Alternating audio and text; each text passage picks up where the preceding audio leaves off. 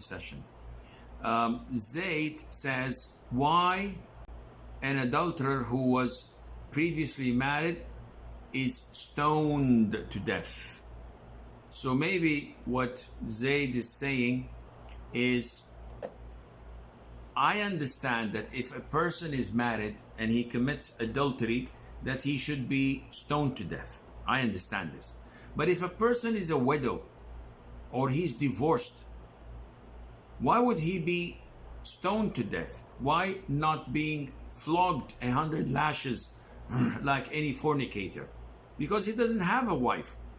So sort of he is trying to find justification or legitimacy or an excuse for this adulterer. Well, akhi Zayd, this ruling is from Allah Azza wa Jal.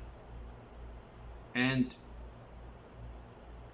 it may not sound logical to you, but also it did not sound logical to Satan, to Iblis, when Allah ordered him to prostrate to Adam.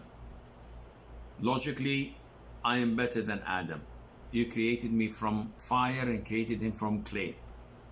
And we know what happened to him afterwards because of his logic. So I understand where you're coming from. You may say to yourself, okay, Sheikh, a man who has never ever got married in his life, yet he is an international playboy. He fornicates with all women he meets. If he's caught red-handed, what to do? The answer is flog him 100 lashes. Okay. What about if a person married a woman and he stayed with her only for one night, consummated the marriage, and then she died, or she sought divorce and they got separated? The man stayed 10 years without any sexual interaction,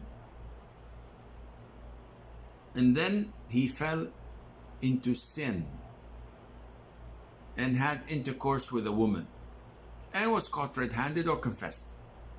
What should we do with him? Stone him to death. So your question is it fair an international playboy who had sexual encounter with thousands of women and only being flogged 100 lashes, while this poor man only had a single night with a wife who either died or separated from him, and after 10 years he fell into haram relationship and was caught? We execute him? The answer is yes.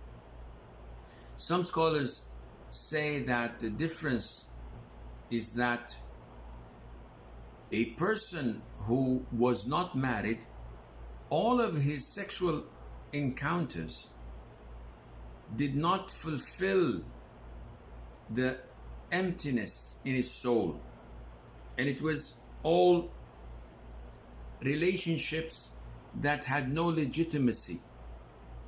While a person who got married in a halal way and had intercourse with his halal wife, he tasted the meaning of marriage, and hence opting for haram like the one he did is a major sin that can only be cleansed by execution.